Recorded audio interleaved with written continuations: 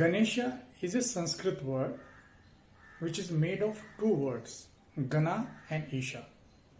Now, Gana means a follower and Isha means the supreme. So, Ganesha means the follower of the supreme.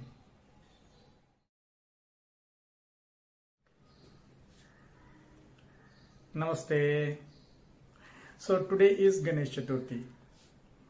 So, happy Ganesh Chaturthi to all of you. See, Ganesha is also known as God of success. But there is a story behind this. And that story is more popularly known as racing around the world or race around the world. Now, let me share this story with you because every story carries a kind of wisdom. There is a learning behind every story. So, let us see what we can learn from this story. We all know that Ganesha had his younger brother Kartikeya. Both these kids were, sons of Shiva and Shakti. Now Mount Kailash was there abode. It is Shiva's abode. That's where they stayed. Now one day while these kids were playing, Narada visits Mount Kailash, and Sage Narada, he's coming from the Brahmaloka. So we all know that Sage Narada is the son of Brahma. Now Brahma and Brahman are these two different words. So Brahman is this expansive, pure consciousness. Okay, Brahma we denote by a deity. See, for the universe we call Brahma. See, there are two things. One is something within space and time, and one that is beyond space and time, one that is eternal. So the four-dimensional world is what is represented by a deity called Brahma, whereas Brahman is the pure eternal consciousness spread all across. All that is consciousness. So it is a non-dual entity. So Narada visits Brahmaloka and he carries a fruit with him, and it is a divine fruit. Now this fruit, the condition is that it has to be eaten, the whole of it. It cannot be divided and given half-half, or it cannot be given into parts. So there is this paradox. So there is this problem. Now how to divide this fruit between the two kids? So what to do? Now whoever eats this fruit, he gets the knowledge of the Brahma. So he gets the knowledge of the whole. So it is what is called Brahma Vidya. So we all say the ultimate knowledge is Brahma Vidya. That's what the Eastern mysticism says. Right? So what to do now? So they decide. They Shiva and Shakti decide, and they give them a puzzle, or you call it a test. Now what is that test? They have to pass. So both these kids have to pass this test. So what is the test? Test is that they should go around the world, encircle around the world three times. They should take 3 circles and come back. So whoever comes back quickly, whoever comes first, gets this fruit. Now that is a test. Now Kartikeya, by his name, the very name of Kartikeya means one who is brave, one who is swift, one who is quick. So Kartikeya, by his, let us say, weight, by his figure, he was lean, he was go-getter kind of a person, and moreover his vehicle was the peacock. So both were fast. Kartikeya was fast as a person, and moreover he has his vehicle peacock. So even peacock was a quick bird to take a flight. So it was a bird which can have quick flight. So it can swiftly fly into the sky. But Ganesha was little puzzled because he was a plump boy, he was heavy, he was slow, and moreover the vehicle that he has is his mouse, even that is also very slow compared to a peacock. It cannot fly in the sky. So without wasting any time, Kartikeya felt it was a very good opportunity. So he takes his peacock and flies off to take 3 rounds around the world, around the universe. Now we all know that Ganesha is known for his wit, for his wisdom, for his finding out shortest ways. So he thought of a kind of a strategy, what to do. So he thinks of a shorter way. We all talk about what is the shortest way to success. So he thought what can be done. Then he prayed before his parents and he tells them, you both sit down here. He touches their feet and takes 3 rounds. He takes 3 rounds and then prays before them, bows down before them and says that I have encircled around the world thrice, and then I am the one who should get this fruit, the fruit of divine knowledge, which Narada brought from the Brahmaloka. They say, how can it be? You have not even gone from Mount Kailash. You are just here only. Your brother has already gone and he is on the way of taking circles around the world. So he says, no. Ganesha says, you are my parents, you are my world, so this is my world, you are my world, and I have taken circle around my world thrice. I have taken 3 circles. So I should be the winner. Shiva and Shakti look towards Narada. Narada being an impartial person, he is like an umpire. They ask him. Narada says he is right. Ganesha is right. And Ganesha must get this fruit. Whatever he is saying is true. So Ganesha becomes the winner, and then in this story what happens is he gets the fruit of knowledge. So he gets the whole of the fruit and then he is bestowed with wisdom and knowledge. So this is how Ganesha is known as the god of knowledge, the god of success. And then Kartikeya comes back. He finds that his brother has already been declared as the winner. So he asks how, though he has gone and really taken 3 rounds around the universe, but still he doesn't become the winner. Now, this is just a story. There are a lot of things, a lot of metaphors hidden into this story. So there are always 2 kinds of worlds, the world and my world. The world could be far, far bigger. You see, if we go by the latest findings of the science, let us say, how much bigger could this universe be? Just think. See, if we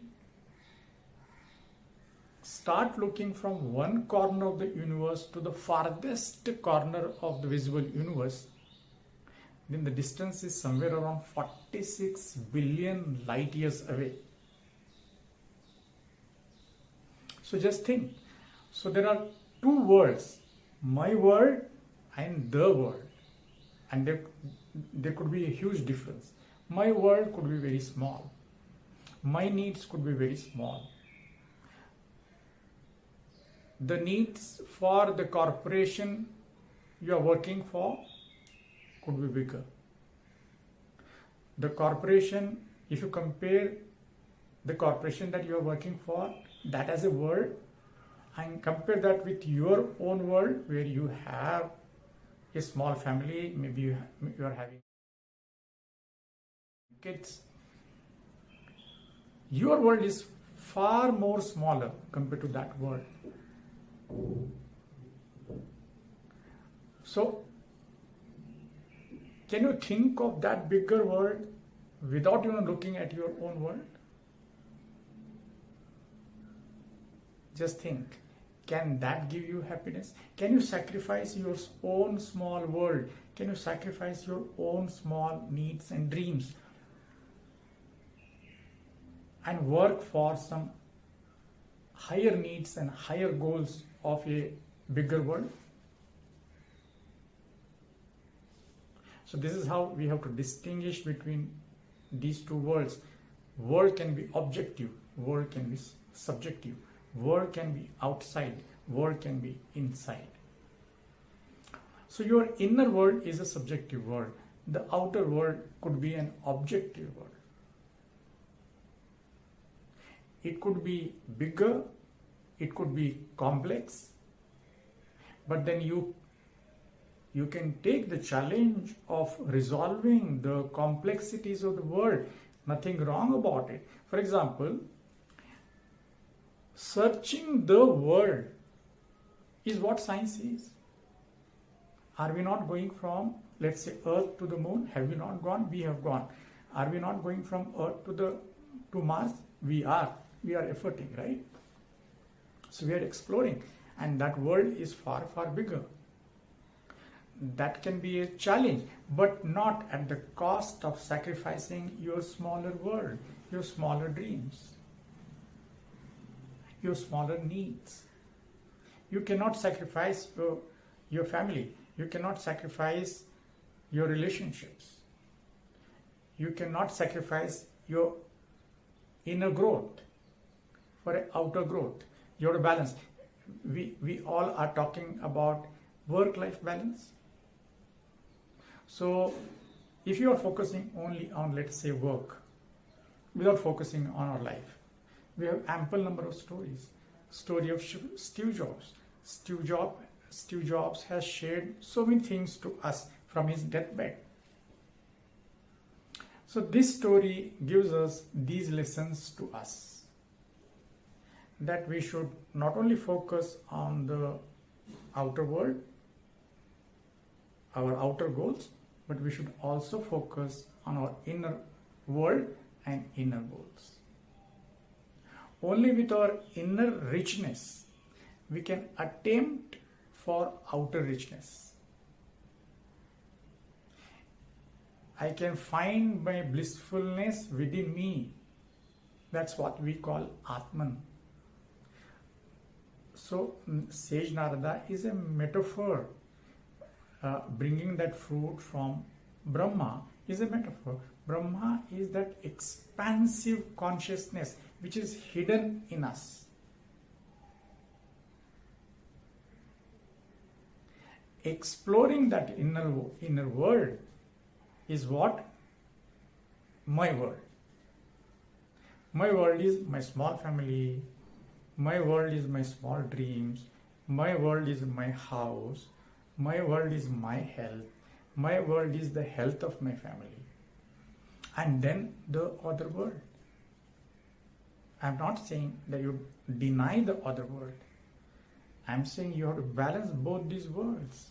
Otherwise you will be lopsided. We have to focus on a total way of living, not a lopsided living. Then you will sacrifice one goal for the other goal. Then it will be lopsided. Then you will be unhappy inside. You might be a CEO.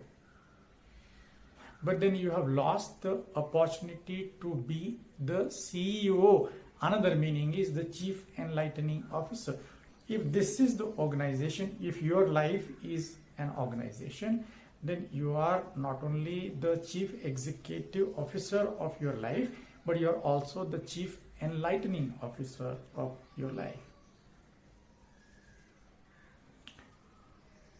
But you cannot sacrifice the opportunity of being this CEO at the cost of becoming the CEO of an organization.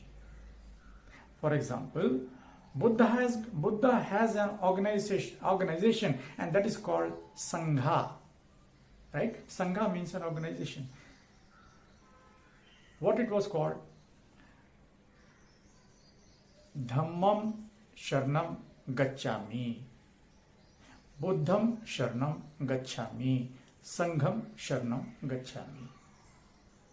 I bow down to that Dhamma, I bow down to that Dharma, which is ultimate, where here we are referring to that Brahman. I bow down to Buddha, because Buddha is the one who gave me insight of that Brahman, that Dhamma. And then I bow down to the organization that is working to give insights of that Dharma. So Buddha is the CEO of his organization. He is not only the chief executive officer of his organization, he is also the chief enlightening officer of his Sangha, the organization that has come after his enlightenment. So you have these both possibilities. But that is not possible. I cannot be a chief enlightening officer of an organization unless I become a chief enlightening officer of my own life. So there are these two dreams, smaller dream and a bigger dream. First we have to attempt this dream, the blissfulness, this Atman within us. So Atman is equal to Brahman. The moment you are at the Atman, you are already there with the Brahman. There is no distance between the two. There is hardly any distance between the two. So, on account of Ganesh Chaturthi, this is a story that I wanted to share today. So, this story is an enlightening one, and it gives us a lot of learnings. The learning is very simple: to focus on the inner life and the outer life, the subjective life and the objective life. And we have to balance both. So we have to balance our work and we have to balance our life. We have to balance our family. So small family, and then you have to balance the big family. You can enter into the world, go out into the world, achieve anything that you wish to. There is no embargo, there is no hurdle, but not at the sacrifice of not achieving your inner world, not achieving your inner success. So your outer success is meaningless without your inner success. See, there are two words, Siddhi and Prasiddhi. Siddhi means your own inner achievement, inner fulfillment. Prasiddhi means the world knows about your achievement. So just think of these two terms, that I don't know myself, but the world knows me. What is the point of this success? Will it really give you happiness? I don't think so. Now, I know myself. I know my blissfulness. So Siddhi. But the world doesn't know me. It doesn't matter. But then you also have a third possibility. Work on it. That you have achieved yourself, that you have Siddhi, that you have achieved your inner success. Now you are on the path of the outer success. If you have both, you are the most luckiest one. That's why Ganesha is also known as the god of success. So let us pray Ganesha for both successes, the outer success and the inner success, the inner happiness and the outer happiness, the inner richness and the outer richness. Thank you so much. Thank you for listening. Happy Ganesh Chaturthi.